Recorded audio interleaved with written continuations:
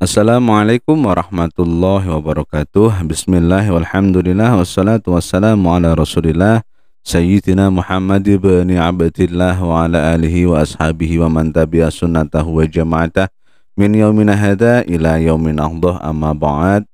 Anak-anakku yang berbahagia, alhamdulillah pada kesempatan kali ini kita bisa berjumpa meskipun masih secara daring ya, tapi besar harapan Bapak di kesempatan berikutnya kita bisa berjumpa secara nyata di kelas kita.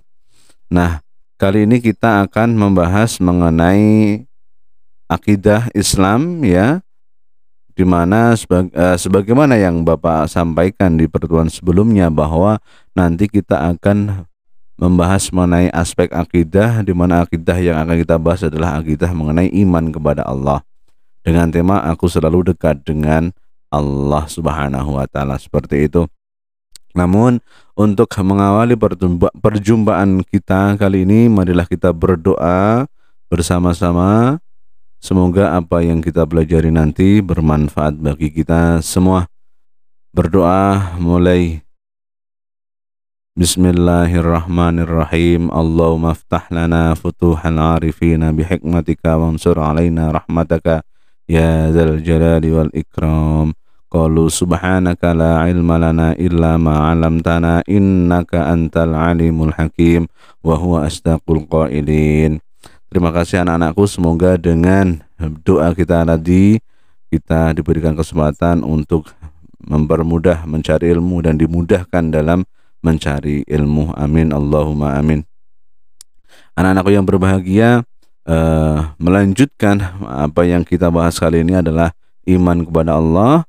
Mungkin kalian bertanya-tanya, kenapa sih Pak materi agama kok selalu diulang-ulang ya? Setiap tahun kita selalu belajar materi yang sama. Oke, mungkin ada yang bertanya semacam itu. Ini ya, untuk materi pendidikan agama itu memang harus diulang-ulang. Kenapa? Karena ada sangkut pautannya dengan keimanan. Kalian tahu kan ya, iman itu adalah fluktuatif sifatnya, naik dan turun.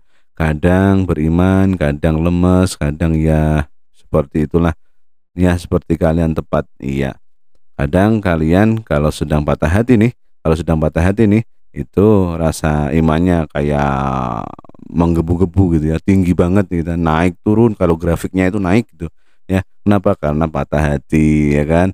Kalau sedang bahagia, sudah pacarnya baru misalkan, atau mungkin gebetannya baru, lupa tuh sama Allah, lupa tuh waktunya sholat, ya enggak? Nah, iyalah, ya gitu aja dong ya, diakui saja enggak apa-apa. Nah seperti itu, makanya fungsi kita selalu hadir dan menyampaikan di setiap pertemuan dengan materi-materi yang sama dan berulang, dan terkesan berulang ini ada tujuan tersendiri. Selain dakwah juga kembali mengingatkan para pendidik, para peserta didik agar senantiasa ada di jalannya dan tidak lupa terkait masalah akidah Islamnya. Oke, itu ya. Lanjut, mungkin itu dulu untuk opening. Kemudian kita lanjutkan. Yang pertama, yakni kita bahas mengenai definisi iman. Apa sih iman? Apa sih yang dinamakan iman? Ayo, mungkin dari kalian yang dulunya pernah semua ini belajar mengenai akidah, mengenai keiman kepada Allah. Coba jawab, apa itu iman? Ayo.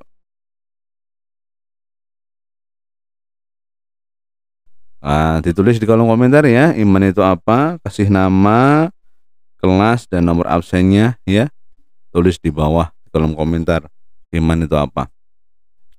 Oke, kami lanjutkan bahwa iman itu ada kegiatan di mana harus berkombinasi. Kalau tidak berkombinasi maka tidak dinamakan iman.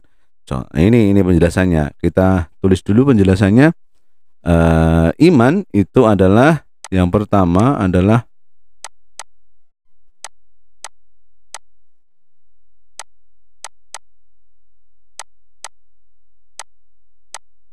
tasdikun bil qalbi. Tasdikum bil qalbi. Yang kedua adalah taqrirun bil lisani. Kemudian yang ketiga, wa a'malun bil arkani. Oke. Yang kedua adalah takrirum bil lisani. Yang ketiga, a'malum bil arkani. Nah, di mana ketiga ini adalah penjelasan dari iman. Yang pertama adalah tasdiqum bil qalbi, membenarkan di dalam hati, ya. Membenarkan di dalam hati. Oke.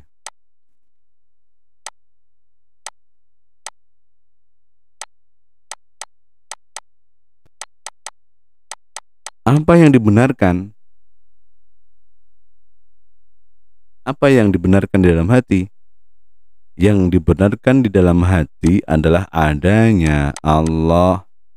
Karena bab kita adalah iman kepada Allah. Adanya Allah Azza wa Jalla, Allah Subhanahu wa Ta'ala. Adanya Allah kita benarkan di dalam hati. Oh, memang dunia ini kita benarkan bahwa adanya Allah yang Maha Esa, yang Maha Berkuasa di dunia ini. Dengan cara apa kita tahu bahwa adanya Allah? Dengan cara adanya alam semesta, adanya kalian manusia dan seterusnya. Adanya ciptaan Allah itu menandakan bahwa adanya Sang Pencipta atau Al-Khaliq, yakni Allah Azza wa Jalla atau Allah Subhanahu wa Ta'ala. Kita benarkan dalam hati kita seperti itu. Yang kedua adalah takrirum bil lisan. Tidak hanya membenarkan dalam hati, tetapi kita juga harus mengucapkannya secara jelas. Kita berani melafalkannya bahwa adanya Allah itu yang senantiasa tahu akan kegiatan kita, tahu gerak-gerik kita, dimanapun kita berada Allah selalu mengawasi kita. Kita jelaskan dalam bentuk ucapan atau ungkapan. Makanya kadang kita perlu untuk berzikir Allah, Allah, Allah, ya, istighfar, astaghfirullah, subhanallah, ya. Perbanyaklah untuk melafalkan bahwa itu adalah takrirum bil lisan, mengungkapkan dalam ucapan. Yang ketiga adalah a'malum bil arkan. Tidak hanya membenarkan saja, tidak hanya melafalkan saja, tetapi juga melaksanakan apa yang diperintahkan oleh Allah, yakni melaksanakan perintah atau apapun yang diperintahkan dan menjauhi segala yang dilarang. Harus dikerjakan ini. Jadi ketiga-tiganya ini harus kita lakukan kalau kita benar-benar iman. Kalau dulu mungkin teman kalian ada mengatakan, apa itu iman? Iman adalah percaya. Oh, tidak cukup percaya, tidak bisa, ya. Harus lengkap, ketiga-tiganya harus ada. Yang pertama adalah tasdiqum bil qalbi, yang kedua adalah takrirum bil lisan, yang ketiga adalah a'malum bil arkan. Nih, mungkin kalian merasa bingung atau merasa berat gini. Ya, Bapak contohkan saja gini. Misalkan iman itu adalah rasa cinta, wis. Gini aja ya. Rasa cinta. Oke. Ketika kamu punya rasa cinta di dalam hatimu, ketika cinta hadir dalam dirimu, cinta hadir dalam hatimu, dalam jiwamu, itu pasti kamu harus membenarkan dalam hatimu akan adanya cinta itu kepada kekasihmu, seperti itu. Ya enggak, kita harus membenarkan dong kalau dia itu adalah orang yang kita sayangi. Kita harus benarkan dong kalau dia itu adalah orang yang sayang kepada kita. Kita benarkan itu. Ya enggak, itu poin satu. Oke, kita benarkan, kita bisa terima kalau dia adalah orang yang mencintaiku, atau dia adalah orang mencintaiku, atau aku mencintai dirinya. Oke, kita terima itu. Untuk ungkapan tasdiqum bil qalbinya, kita terima cintanya. karena memang benar-benar dia itu adalah cinta dengan kamu atau dengan kita, selesai. Yang kedua adalah takrirum bilisan. Tidak cukup cinta itu hanya dirasa saja. Apakah kamu diam terus merasakan saja itu sudah cukup mencintai? Oh tidak, harus diucapkan, harus diungkapkan. Biar orang lain juga tahu, biar orang tuamu juga tahu kalau kamu itu punya orang yang mencintaimu, kan gitu. Iya enggak? Iya. Harus tahu dong, orang-orang harus tahu dong. Apalagi teman dekat kamu harus tahu dong, ya. Apalagi orang yang mencoba mendekati kamu harus tahu dong kalau kamu sudah ada yang punya, seperti itu. Kemudian yang ketiga adalah a'malum bil arkan. Tidak cukup dong mestinya hanya dirasakan, hanya diungkapkan. Kan cinta juga butuh pembuktian, harus dibuktikan dong kalau kamu cinta. Ya kan? Iya. Ajak makan kek, kenalkan dengan orang tuamu kek, ya, minta kepada walinya untuk kamu nikahi dan seterusnya. Ya, itu adalah pembuktian bahwa benar-benar adanya cinta. Iya enggak? Benar-benar kamu cinta kepada orang yang mencintaimu dan kamu juga cinta kepada orang yang kamu cintai. Itu pembuktiannya. Maka tiga itu harus komplit. Kalau tidak komplit ya tidak namanya cinta. Sama halnya dengan iman di sini, ya. Artinya kalau kamu beriman kepada Allah, maka kamu harus membenarkan dalam hatimu bahwa akan adanya Allah yang menciptakan alam semesta ini. Kemudian kamu juga harus takrirum bilisan, juga mengungkapkan dalam lafalmu, dalam ucapanmu, dengan sering menyebut zikrullah, dengan astagfirullah, subhanallah, Allah senantiasa menyebut namanya. Ya enggak? Tidak hanya itu, juga ditambah dengan melaksanakan segala apa perintahnya dan menjauhi segala apa yang dilarang oleh Allah Subhanahu wa taala. Gitu ya. Jadi mungkin ini penjelasan mengenai iman. Nah, selanjutnya, nah ini penting ya, ini penting. Manusia, ingat ya, istilah ini nanti akan juga muncul di belakang. Manusia itu terbatas, Allah tak terbatas. Kata-kata ini tolong diingat ya. Allah, manusia itu terbatas, Allah tak terbatas. Maksudnya kenapa ini Bapak tulis di depan? Karena gini, kadang kita itu menghakimi sesuatu itu berdasar adalah apa yang pernah kita lihat, apa yang pernah kita rasa. Lantas kita menghakimi sesuatu. Sebenarnya manusia itu ya terbatas pada apa yang ia ketahui. Pasti itu kalau dia mau menghakimi sesuatu pasti berdasar atas pengalamannya, ya, pengalamannya,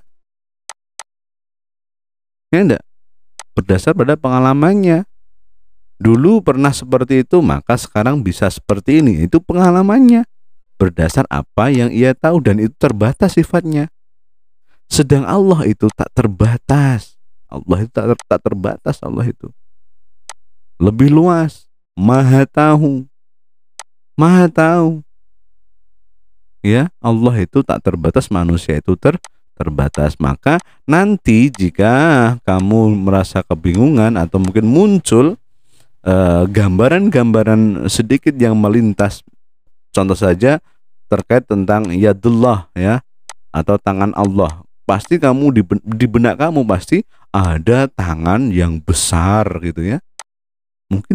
Mungkin saja seperti itu. Ya, karena kamu lupa kalau kamu itu adalah terbatas, Allah tak terbatas. Sedang yang dimaksud dengan yadullah di sini adalah kekuasaan. Beda kan? Tangan dengan kekuasaan itu beda loh, ya. Kekuasaan itu ya semua yang ada di Jakarta Raya ini dimiliki oleh Allah. Kalau tangan ya apa yang bisa kamu pegang, itu saja yang bentuknya 5 seperti itu. Oke ya. Dari sini mungkin mulai faham bahwa manusia itu terbatas, Allah tak terbatas. Maka jangan samakan Allah dengan manusia. Dan jangan pernah kamu menghakimi sesuatu itu, ya, berdasar pada pengalamanmu saja. Ya, kita terima dulu, jangan pernah kita menghakimi sesuatu atas pengalaman kita. Ya, jangan sekali-kali kamu menghakimi sesuatu berdasar pada pengalamanmu saja. Bisa jadi pengalamanmu ini masih belum seberapa dibanding pengalaman orang lain. Oke. Lanjutnya, bolehkah kita mempelajari Allah Subhanahu wa taala? Nah, pertanyaan ini mungkin ada di benak kalian yang muncul. Bolehkah kita mempelajari Allah? Oke. Nah, di sini Bapak sampaikan ya, tadi sebelum ini kita tahu bahwa manusia itu terbatas, Allah tak terbatas. Dilanjutkan dengan bolehkah kita mempelajari Allah Subhanahu wa taala? Nah, oke, ada dua persepsi. Yang pertama adalah tidak boleh. Tidak boleh jika yang dipelajari adalah dzatiyah Allah. Tidak boleh kalau yang dipelajari adalah zat. Kenapa kok kita tidak boleh mempelajari zat? Karena pengetahuan kita itu terbatas. Terbatas pada apa yang kita tahu saja.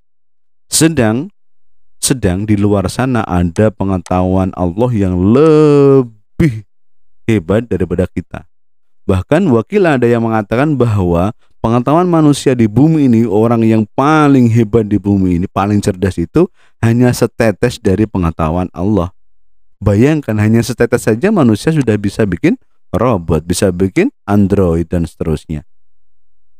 Ingat ya, tidak boleh jika yang dipelajari adalah zatnya Allah. Nggak boleh. Karena mengingat manusia itu terbatas dan tidak punya hak untuk mempelajari zat. Karena seyogyanya hanyalah zat sendiri yang bisa mempelajari dirinya sendiri.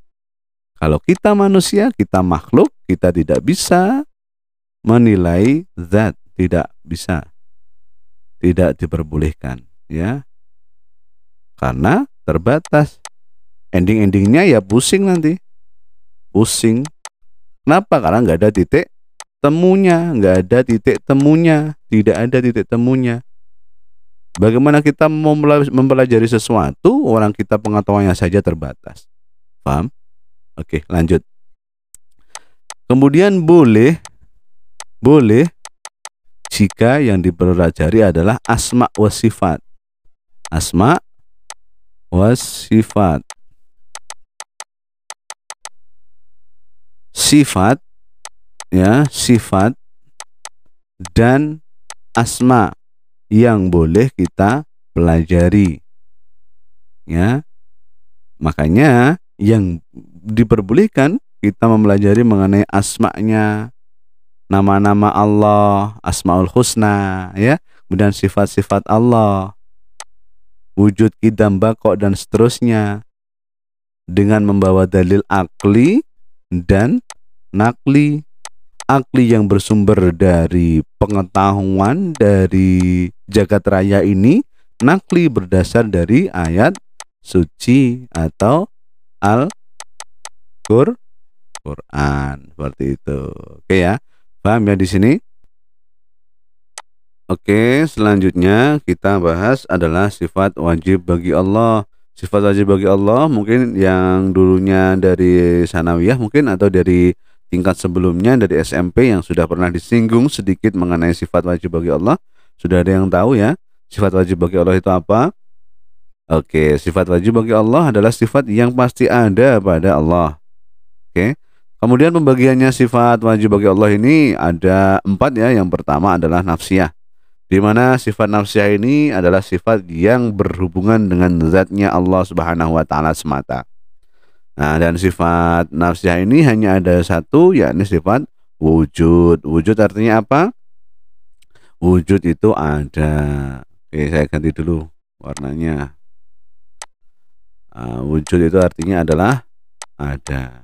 Jadi adanya Allah itu bukan karena ada yang mengadakan atau yang menciptakan, tetapi Allah itu ada dengan zatnya sendiri, dengan zatnya sendiri.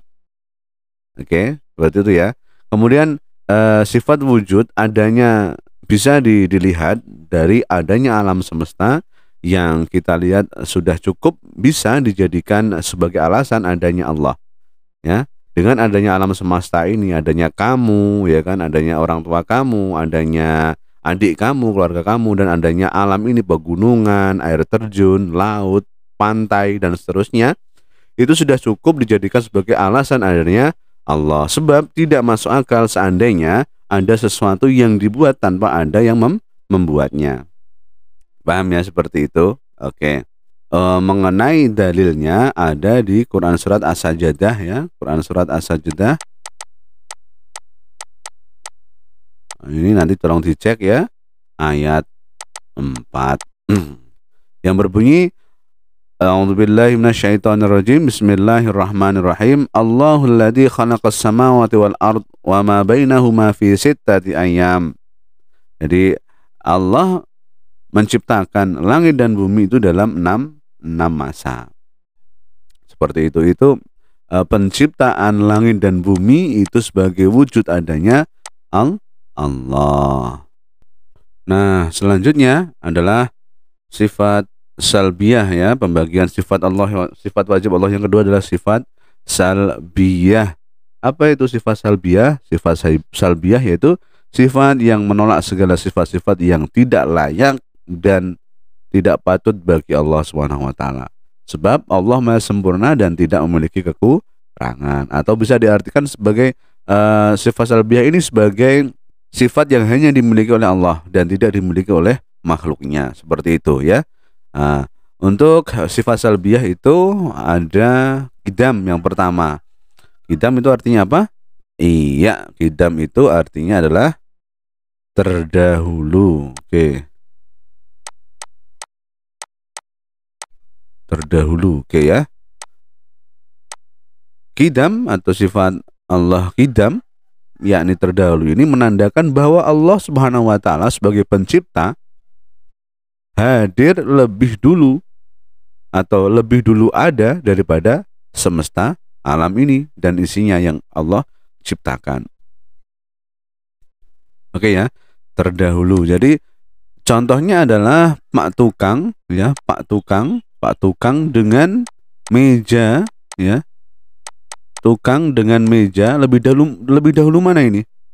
Lebih dahulu Pak Tukang. Tidak mungkin meja yang Pak Tukang ciptakan itu lebih dulu daripada Pak Tukang. Tidak mungkin. Harus Pak Tukang dulu baru meja.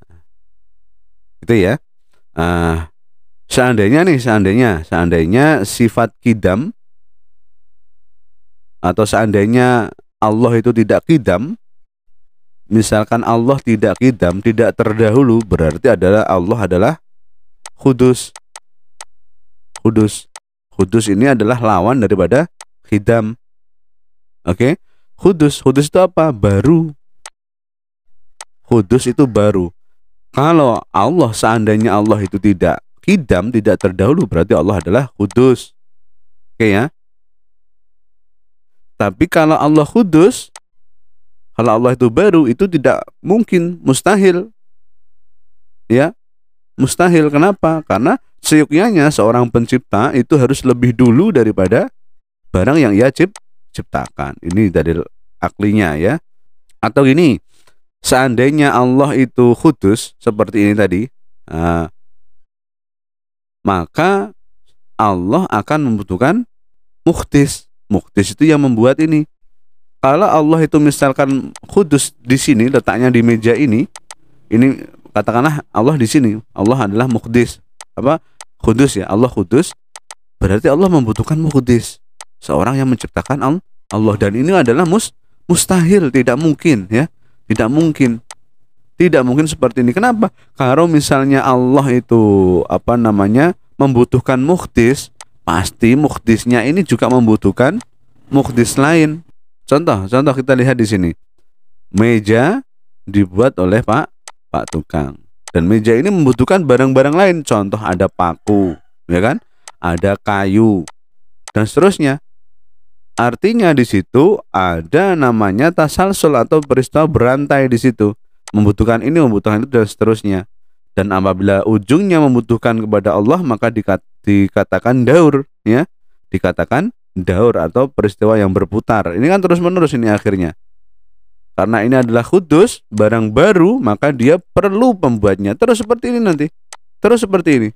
Nah, kalau seperti ini maka itu namanya adalah tasalsul dan daur atau peristiwa berputar, peristiwa yang berantai. Oke ya, dan dari tasalsul ini apa peristiwa berantai dan daur itu adalah mustahil menurut akal kita. Kan tidak mungkin misalkan Allah itu yang maha segala-galanya kok modelnya seperti ini, kan nggak mungkin. Nah, makanya Allah itu wajib qidam, ya, tidak wajib kudus. Kudus adalah sifat mustahilnya Allah dan tidak mungkin Allah bersifat kudus gitu. Oke. Kemudian untuk dalilnya bisa dicek di Quran surat Al-Hadid ya. Al-Hadid ayat 3 yang berbunyi Huwal awwal wal akhir wal zahir wal batin wa huwa bikulli syai'in alim. Dialah yang awal dan yang akhir, yang zahir dan yang batin. Nanti dicek sendiri ya di Quran surat Al-Hadid ayat 3. Oke, selanjutnya Allah bersifat baqo. Oke, baqo itu apa sih? Baqo itu adalah kekal. Maksudnya di sini adalah Allah akan kekal dan abadi selamanya. Kekalnya Allah tidak berkesudahan. Oke ya. Kekalnya Allah tidak berkesudahan. Ini seandainya nih Allah itu tidak baqo, maka Allah itu akan fana, rusak. Dan tidak mungkin Allah itu fana, rusak, tidak mungkin. Kalau Allah itu tidak baqo, maka Allah juga tidak qidam. Seandainya Allah tidak baqo, yakni hak Allah atau kewenangan Allah itu tidak ada, maka tidak akan disifati qidam. Gitu loh. Sedangkan sifat qidam tidak bisa dihilangkan dari Allah berdasarkan dalil yang telah kita baca di qidam. Paham di sini ya? Jadi hanya kudus yang bersifat fana. Hanya barang baru yang bersifat fana atau rusak. Contohnya apa? Meja pasti rusak. Oke ya. Ini misalkan Pak Tukang dan meja lagi. Meja itu pasti rusak. Oke ya. Meja itu pasti rusak. Allah itu baqo, kekal abadi selama-lamanya, tidak berkesudahan. Sedang manusia itu fana. Karena manusia adalah kudus, barang baru yang diciptakan oleh Allah. Oke, lanjut. Untuk mengenai dalilnya bisa dicek di Quran surat Al-Qasas ayat 88 ya. Yang berbunyi kullu syai'in halikun illa wajhah, gitu kan. Tiap sesuatu akan binasa kecuali zatiyah Allah. Itu dalilnya. Nanti silakan dicek ya di Al-Qur'annya. Oke, selanjutnya adalah mukhalafatul hawadis. Mukhalafatul hawadis ini artinya adalah berbeda dengan hawadis, itu jamak dari kudus. Kalau kudus tadi adalah baru, berarti hawadis bisa dikatakan sebagai beberapa barang yang baru atau bisa dikatakan sebagai makhluk, karena hadis atau kudus ini bisa dikatakan sebagai makhluk. Oke, gitu ya. Jadi mukhalafatul hawadis bahwa Allah itu berbeda dengan ciptaannya atau makhluknya. Sifat ini menunjukkan bahwa Allah berbeda dengan hasil ciptaannya. Coba kita perhatikan antara Pak Tukang tadi dengan meja yang dibuat. Masa Pak Tukang wajahnya sama dengan meja kotak-kotak gitu kan, ya nggak mungkin. Jadi ada perbedaan ya di sini antara Allah dengan makhluknya. Makanya di situ mukhalafatul hawadis, tidak mumasalatul hawadis. Kalau sama dengan makhluknya berarti dia tidak mungkin. Masa sama sih antara pencipta dengan yang diciptakan, kan nggak mungkin. Dan Bapak ingatkan kembali bahwa 20 sifat Allah, sifat wajib bagi Allah ini nanti adalah berkesinambungan antara sifat satu dengan yang lainnya. Antara sifat satu dengan sifat yang lainnya, seperti itu. Kemudian bisa dicek di Quran surat Asy-Syura untuk dalilnya. Asy-Syura ayat 11 yang berbunyi laisa kamitslihi syai'un wa huwas samiul basir. Itu hadis dalilnya ya, silakan dicek di Al-Qur'annya masing-masing. Selanjutnya yang berikutnya adalah qiyamuhu binafsih. Qiyamuhu binafsih itu berdiri sendiri ya. Allah itu berdiri sendiri, tidak membutuhkan partner. Tidak membutuhkan partner. Ya, tidak membutuhkan partner. Allah itu berdiri sendiri. Artinya bahwa Allah SWT itu berdiri dengan zatnya sendiri tanpa membutuhkan bantuan yang lain. Maksudnya gini, keberadaan Allah SWT itu ada dengan sendirinya, tidak ada yang mengadakan atau menciptakan dan tidak membutuhkan partner. Ya kan? Nah, ketika qiyamu binafsihi berlaku, Allah itu juga tidak pernah sakit, Allah juga tidak pernah lapar, Allah tidak seperti makhluknya, pokoknya ya, tidak sama dengan makhluknya, dan itu berbeda sekali. Maka qiyamu binafsihi ya. Nah, misalkan ini ada teman kamu yang mengaku dari Tuhan ini. Misalkan ini teman kamu yang mengaku sebagai Tuhan. Apakah dia berbeda atau masih membutuhkan orang lain atau enggak? Kalau dia masih membutuhkan partner, berarti dia bukan Tuhan ya. Karena Tuhan itu seyuknya adalah qiyamuhu binafsihi. Seandainya Allah itu tidak qiyamu binafsihi, maka Allah membutuhkan zat. Niscaya Allah adalah sifat. Sebab hanya sifatlah yang selalu membutuhkan zat. Sedangkan zat selamanya tidak membutuhkan zat lain untuk berdiri. Oke? Jadi di sini bisa dipahami ya, bahwa Allah itu bersifat qiyamuhu binafsihi, berdiri sendiri, tidak membutuhkan orang lain, tidak membutuhkan partner, tidak membutuhkan siapapun ya. Allah itu berdiri sendiri. Untuk dalilnya bisa dicek di Quran surat Al-Ankabut ayat 6 ya, yang berbunyi innallaha laghaniyyun 'anil 'alamin. Itu ayatnya ya. Artinya sesungguhnya Allah benar-benar maha kaya. Nah, maha kaya ini mengartikan bahwa tidak memerlukan sesuatu dari alam semesta, tidak membutuhkan sesuatu ya. Oke. Nah, kemudian di sini kalian diharuskan untuk beribadah, kalian diharuskan untuk melaksanakan perintahnya dan menjauhi larangannya. Itu sebenarnya Allah tidak membutuhkan itu ya. Yang membutuhkan itu kita yang membutuhkan Allah, kita yang membutuhkan Allah, dan Allah tidak membutuhkan ibadah kita, sholat kita, tidak butuh Allah itu. Karena kalau toh kalian tidak sholat, Allah tetap berkuasa di atas, tetap hebat di atas sana, maha kuasa, maha esa. Yang membutuhkan pahala, yang membutuhkan ibadah itu kita. Kenapa? Logika. Seseorang yang telah memberimu uang, telah memberimu kenikmatan, misalkan kamu dikasih kenikmatan apa, dikasih pekerjaan apa, apakah ia pantas kita tidak berterima kasih kepada orang yang telah memberikan sesuatu kepada kita itu? Harusnya kita adalah berterima kasih.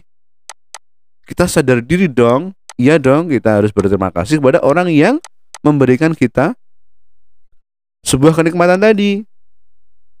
Dan tidak pantas jika kita masih membutuhkan kenikmatan itu lantas kita tidak berterima kasih. Sangat tidak pantas kita.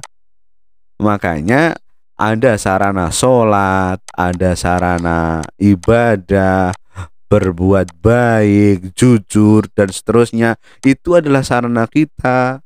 Sarana kita apa? Berterima kasih kepada Allah. Dan cara kita berterima kasih kepada Allah bagaimana? Ya dengan ibadah kita tadi, sholat, melaksanakan segala perintahnya dan menjauhi segala larangannya. Itu adalah bentuk terima kasih kita kepada Allah, karena kita sudah diberikan kenikmatan kepada kita sudah diberikan kenikmatan oleh Allah, maka kita wajib untuk berterima kasih. Seperti itu. Dan Allah tidak membutuhkan ibadah kamu, nggak membutuhkan sebenarnya. Bah kono wis terserah. Bah kowe ora salat, terserah kamu. Tetapi seyukyanya seorang hamba, seorang makhluk, seorang manusia, makhluk yang baik adalah makhluk yang tahu berterima kasih dan tahu diri gitu loh. Oke ya, lanjut. Kemudian sifat selanjutnya adalah wahdaniyah. Oke, wahdaniyah ini menjadikan akhir dari sifat salbiyah. Di mana wahdaniyah itu artinya adalah tunggal atau esa ya. Allah itu tunggal, Allah itu esa, ya, sendiri, berdiri sendiri atau sendirian, ya. Artinya bahwa Allah Subhanahu wa taala adalah Tuhan yang Maha Esa, baik itu esa zatnya, sifatnya maupun perbuatannya.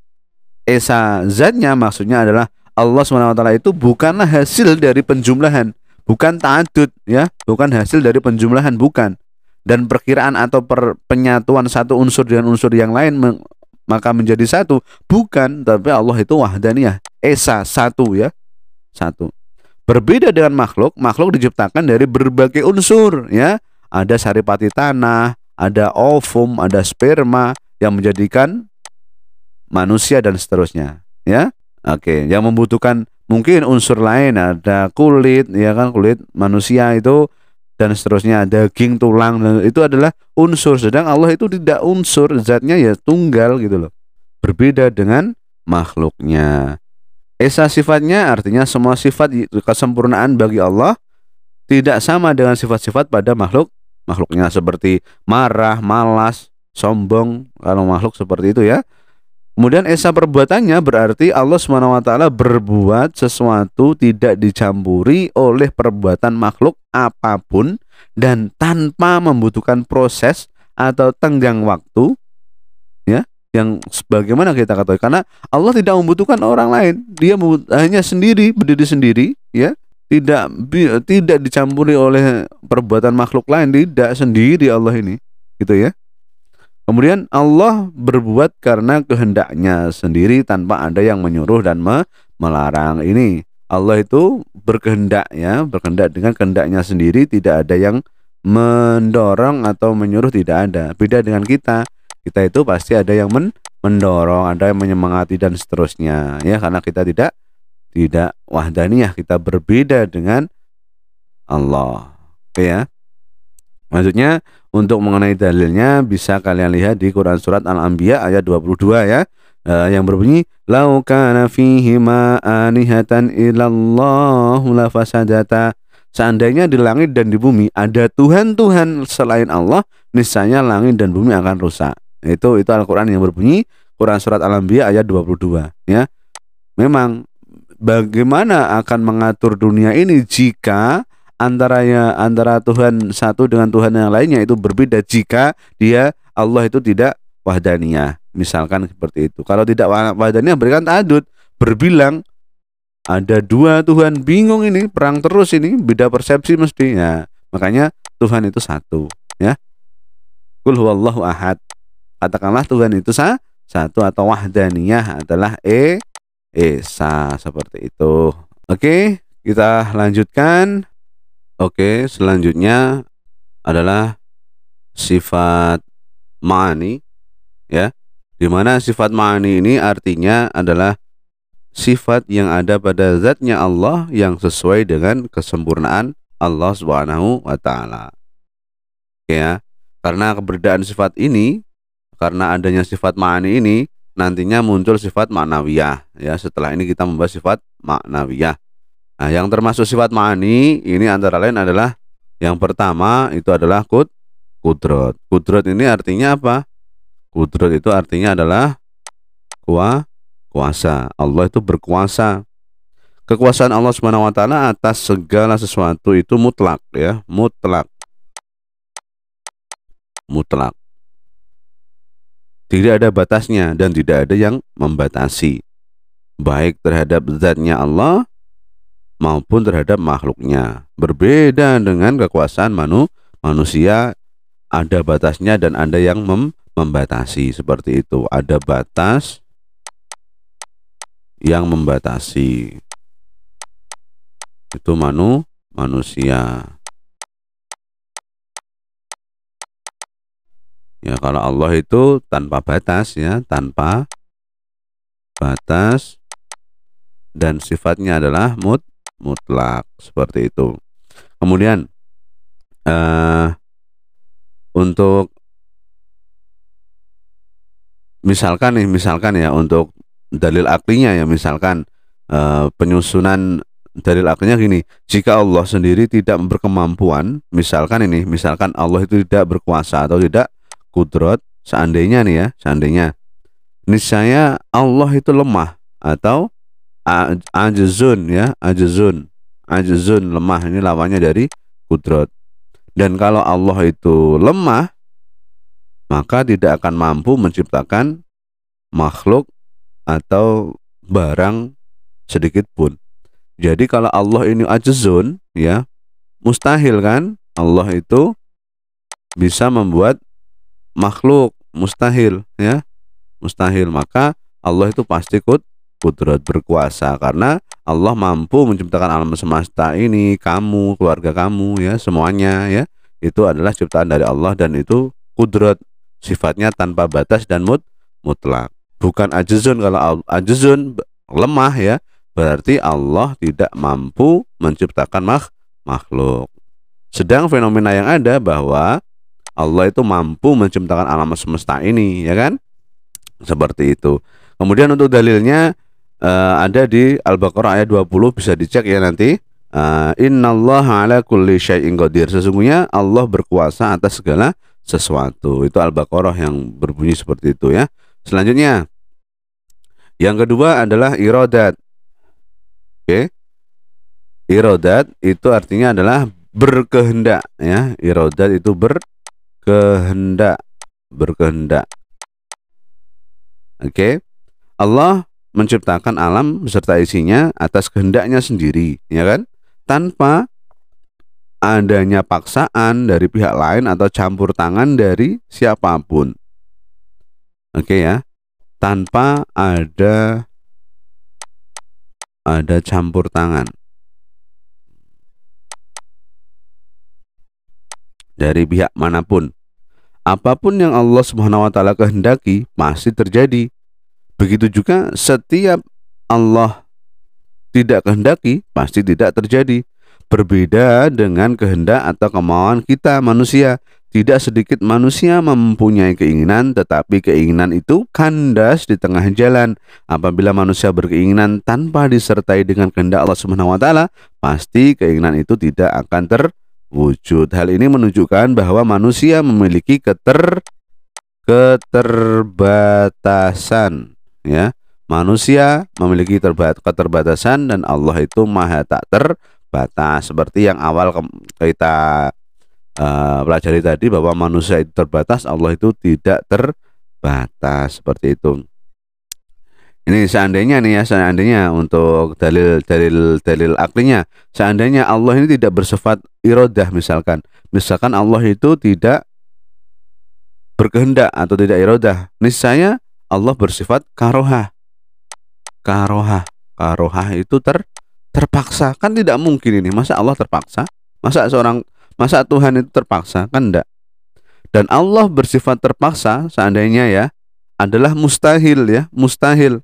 Kenapa? Karena tidak akan disifati kudrat, tidak berkuasa. Kalau Allah itu karohah, maka Allah tidak kudrah. Ingat ya yang Bapak sampaikan tadi, bahwa satu sifat ini saling berkesinambungan antara sifat yang lainnya. Maka jika Allah tidak iradah atau jika Allah bersifat karohah, maka Allah tidak akan disifati kudrat. Seperti itu.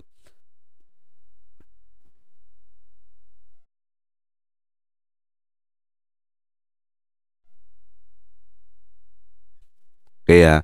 Jika Allah itu karohah atau tidak berkehendak atau terpaksa di sini kan. Jika Allah itu terpaksa, maka Allah tidak kudrat. Jika Allah itu tidak kudrat, itu adalah mustahil. Kenapa? Karena akan berakibat lemahnya Allah. Sedangkan kalau lemahnya Allah di sini adalah mustahil. Kenapa? Karena tidak akan mampu membuat makhluk yang Allah ciptakan, karena tidak mampu membuat makhluk. Jika Allah tidak iradah, misalkan Allah itu karohah, maka Allah tidak kudrat. Kalau Allah tidak kudrat, maka Allah tidak berkuasa menciptakan makhluk. Dan jika Allah tidak berkuasa menciptakan makhluk, itu adalah hal yang mustahil. Makanya sedemikian itu, maka Allah bersifat iradah, kudrat, dan seterusnya.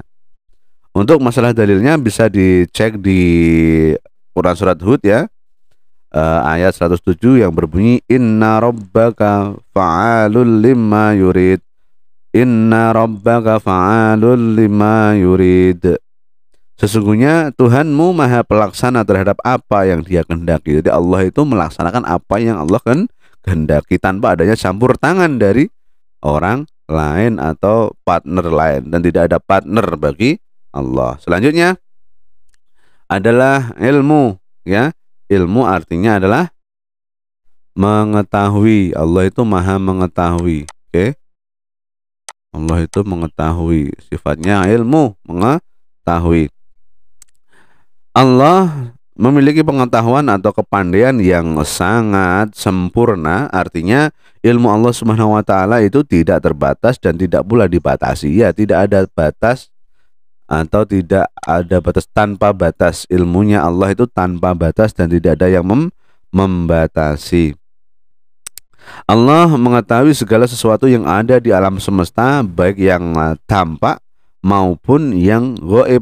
Bahkan apa yang dirahasiakan di dalam hati manusia sekalipun itu bisa tahu. Nah, bukti kesempurnaan ilmu Allah ibarat air laut menjadi tinta untuk menulis kalimat-kalimat Allah Subhanahu wa taala. Tidak akan habis kalimat-kalimat tersebut meskipun mendatangkan tambahan air yang banyak seperti semula. Itu ya. Jadi digambarkan bahwa ibarat air laut itu menjadi tintanya dalam menulis ilmunya Allah, pengetahuannya Allah itu tidak akan mampu meskipun berkali-kali lipat air laut yang menjadi tinta, tidak akan mampu untuk menyelesaikan ilmunya Allah seperti itu. Kita sering kagum ya atas kecerdasan dan ilmu yang dimiliki seseorang. Kita itu sering kagum ya, sering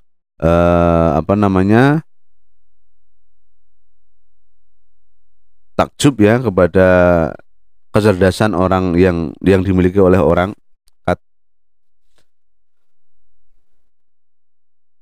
Kita sering kagum atas kecerdasan dan ilmu yang dimiliki orang-orang yang cerdas di dunia ini ya. Kita juga takjub akan indahnya karya dan canggihnya teknologi yang diciptakan manusia. Nah, sadarkah kita bahwa ilmu tersebut hanyalah sebagian kecil yang diberikan Allah kepada kita? Sadarkah kita itu? Yang bagaimana yang Bapak sampaikan tadi ya, bahwa sebenarnya ilmu yang kalian ketahui, yang kalian takjubi, yang kalian kagumi dari orang-orang cerdas itu hanya setitik dari ilmunya Allah. Oke ya. Dan itu sifatnya juga terbatas. Sedang ilmu Allah itu tak terbatas, gitu ya. Seandainya ini dalil aklinya ya. Seandainya Allah tidak berilmu ya. Seandainya nih Allah tidak berilmu, maka Allah tidak akan berkehendak. Sedangkan Allah tidak berkehendak adalah hal yang mustahil ya. Jika Allah tidak berilmu, maka Allah tidak berkehendak. Jika Allah tidak berkehendak, dan itu adalah sebuah yang mustahil, karena tidak akan disifati kudrat gitu kan ya. Akan tetapi Allah tidak disifati kudrat adalah hal yang mustahil, sebab akan berakibat pada lemahnya Allah. Sedangkan lemahnya Allah adalah mustahil karena tidak akan mampu membuat makhluk atau tidak akan mampu menciptakan alam semesta ini dan seterusnya, gitu ya. Oke. Untuk dalil naklinya bisa dicek di Quran surat Al-Baqarah ayat 29 ya, yang berbunyi wa huwa bikulli syai'in alim, dan dialah Allah maha mengetahui segala sesuatu, gitu kan. Oke, lanjut. Yang selanjutnya ya, dari sifat ma'ani adalah hayat. Hayat itu artinya apa?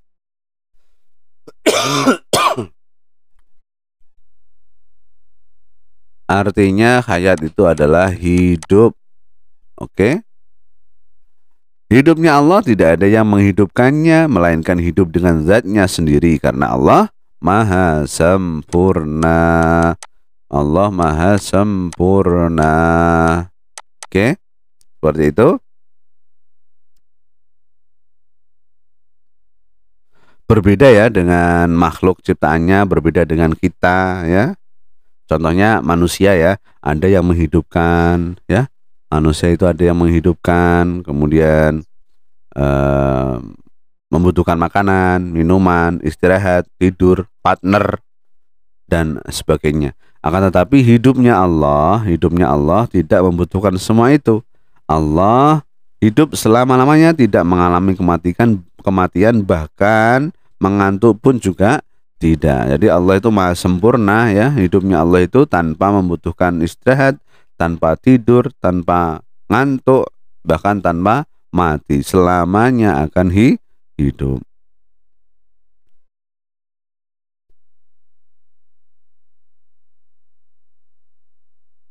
Oke, kemudian eh untuk dalilnya ya, untuk dalilnya ada di Quran surat Al-Furqan ayat 58 yang berbunyi wa tawakkal 'alal hayyil ladzi la yamut ila akhirih, dan bertakwalah kepada Allah yang hidup yang tidak mati, seperti itu. Oke, lanjut. Yang selanjutnya adalah sifat sama ya. Sama artinya Allah itu mendengar ya. Sama artinya adalah mendengar. Artinya yang dimaksud dengan sifat sama ini adalah Allah mendengar setiap suara yang ada di alam semesta ini. Tidak ada suara yang terlepas dari pendengaran Allah, walaupun suara itu lemah dan pelan, seperti suara bisikan jiwa, bisikan hati manusia ya. Pendengaran Allah berbeda dengan pendengaran makhluk ya, dibatasi ruang dan waktu, sedangkan Allah pendengarannya tidak dibatasi ruang dan waktu. Oke, seperti itu ya.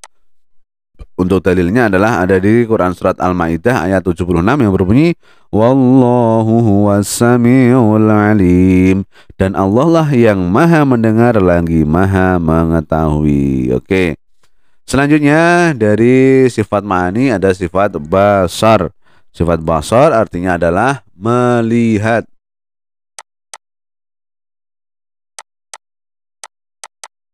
Basar itu melihat. Allah melihat segala sesuatu yang ada di alam semesta ini.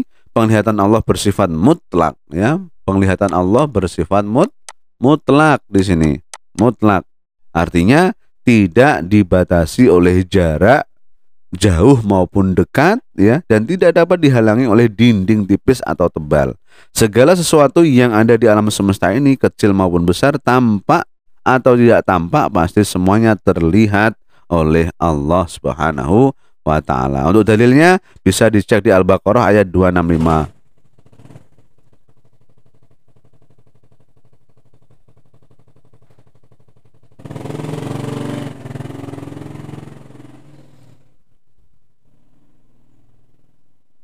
Yang berbunyi wallahu bima ta'maluna basir, dan Allah maha melihat apa yang kamu kerjakan, maha melihat atas apa yang kamu kerjakan. Dengan memahami sifat besar basarnya Allah, hendaknya kita selalu berhati-hati ya dalam bersikap, dalam berbuat ya. Mungkin kita bisa berbohong kepada manusia, seperti orang tua, guru, dan teman. Mungkin pernah kamu bohongi, akan tetapi kita tidak akan bisa berbohong kepada Allah Subhanahu wa ta'ala. Untuk sifat selanjutnya adalah sifat kalam ya. Sifat kalam ini artinya adalah berfirman ya, atau berfirman atau berbicara ya.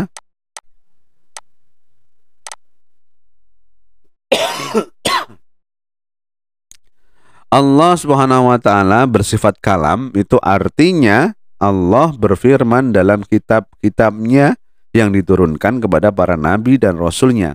Dan pembicaraan Allah Subhanahu wa taala tentu tidak sama dengan pembicaraan manusia. Kenapa? Karena Allah Subhanahu wa taala tidak berorgan atau tidak berpanca indera seperti lidah dan mulut yang dimiliki oleh manusia.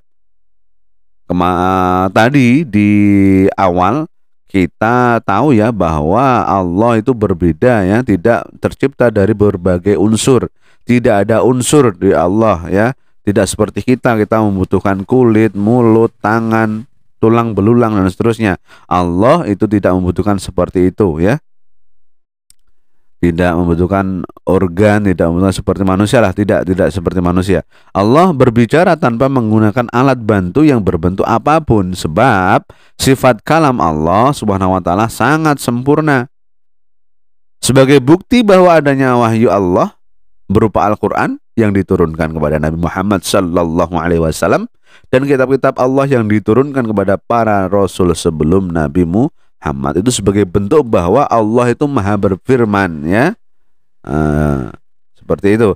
Kemudian dalilnya ada di Quran surat An-Nisa ayat 164 yang berbunyi wa kalamallahu Musa taklima, dan Allah berkata kepada Musa dengan satu perkataan yang jelas. Oke, mungkin itu sifat wajib Allah ya. Sifat wajib ma'ani ini adalah sifat-sifat yang juga dimiliki oleh makhluk ya. Sifat ma'ani ini juga bisa dikatakan sebagai sifat-sifat yang juga dimiliki oleh makhluk ya, manusia. Contohnya bedanya jika yang memiliki sifat ini Allah, maka sifat ini tidak terbatas ya. Jika yang memiliki Allah, maka sifat yang ada pada manusia juga sama ini bagi Allah tidak terbatas. Oke ya. Sedangkan jika yang memiliki adalah manusia, maka sifatnya adalah terbatas. Nah, terbatas. Contohnya ini, Allah Maha Hidup artinya selamanya dan tidak akan mati. Jadi contohnya untuk Allah Maha Hidup ya, Allah itu selamanya akan hidup tanpa mati, Kalau manusia juga hidup tetapi mati. Oke ya, gitu ya untuk sifat ma'ani. Oke, untuk pembagian sifat wajib bagi Allah yang terakhir adalah sifat ma'nawiyah. Oke. Sifat ma'nawiyah adalah sifat yang selalu tetap ada pada zatnya Allah dan tidak mungkin pada suatu ketika Allah tidak bersifat demikian. Ini wajib ya. Sifat ma'nawiyah ini wajib ada pada Allah, wajib ada pada Allah. Sifat ma'nawiyah ini ada berbagai macam. Yang pertama mungkin sama ya, jumlahnya sama dengan sifat ma'ani tadi, ada 7 ya, ada 7 sama. Yang pertama adalah qadiron. Yang pertama adalah sifat qadiron. Qadiron itu adalah Allah Maha berkuasa ya. Allah Maha berkuasa. Maha berkuasa. Untuk melawannya sifat mustahil dari qadiron adalah ajizan. Maha lemah ya. Maha lemah. Sesungguhnya Allah adalah zat yang maha berkuasa atas segala sesuatu. Selanjutnya untuk sifat yang berikutnya adalah sifat yang muridan. Sifat muridan artinya adalah maha berkehendak ya. Maha berkehendak. Oke, maha berkehendak artinya Allah itu zat yang maha berkehendak atas segala sesuatu ya. Maha berkehendak, terserah Allah mau ngapain ya, bebas lah ya, maha berkehendak. Kemudian lawannya atau mustahilnya adalah mukrohan. Mukrohan itu adalah terpaksa ya. Selanjutnya adalah sifat aliman, artinya yang maha mengetahui, dan lawannya adalah jahilan, artinya bodoh. Sesungguhnya Allah zat yang maha mengetahui atas segala sesuatu. Selanjutnya adalah hayyan ya. Hayyan artinya adalah maha hidup dan lawannya atau sifat mustahilnya adalah mayyitan artinya mati. Sesungguhnya Allah adalah zat yang maha hidup, hidup selama-lamanya dan tidak akan pernah mati. Seperti itu. Kemudian untuk sifat selanjutnya adalah sifat sami'an. Sifat sami'an artinya maha mendengar. Lawannya mustahilnya adalah as-sammu artinya yang maha tuli. Sesungguhnya Allah zat yang maha mendengar atas segala sesuatu. Selanjutnya ada basiron ya. Basiron artinya yang maha melihat. Lawannya adalah al-a'ma artinya yang maha buta. Sesungguhnya Allah adalah zat yang maha melihat atas segala sesuatu. Kemudian yang terakhir adalah mutakaliman artinya yang maha berfirman, lawannya adalah abkam artinya yang bisu. Allah zat yang maha berkata-kata atau berfirman gitu ya. Oke, mungkin itu dulu yang bisa kita pelajari di pertemuan pertama ini. Kemudian ada titipan dari Bapak ya, yakni ada project untuk kalian. Yang pertama, silahkan simak pembahasannya ya yang Bapak sampaikan dari awal hingga akhir. Kemudian rangkum dalam buku tulis kalian dalam bentuk tulisan tangan serta bubuhi nama kelas dan nomor absen ya. Jadi rangkum di buku tulis kalian, asli tulisan tangan kalian, kasih nama, kelas dan nomor absen bisa di pojok kanan atas. Kemudian kalau sudah selesai merangkumnya, silahkan foto hasil rangkuman kalian, kemudian kirim pada lampiran di classroom. Oke, mungkin itu yang bisa kita pelajari bersama. Sedikit banyaknya semoga bermanfaat bagi kita semua. Bila ada pertanyaan terkait masalah materi pertemuan pertama ini, silahkan bisa dikirim di Google Class ya, di kelasnya, di classroomnya ya. Silahkan bertanya di bawah ya, bisa komentar pribadi juga bisa, nanti akan Bapak jawab gitu. Oke, mungkin itu dulu yang bisa kita belajar bersama, semoga bermanfaat. Sampai ketemu di lain kesempatan. Ila liqa ma'as salamah. Wassalamualaikum warahmatullahi wabarakatuh.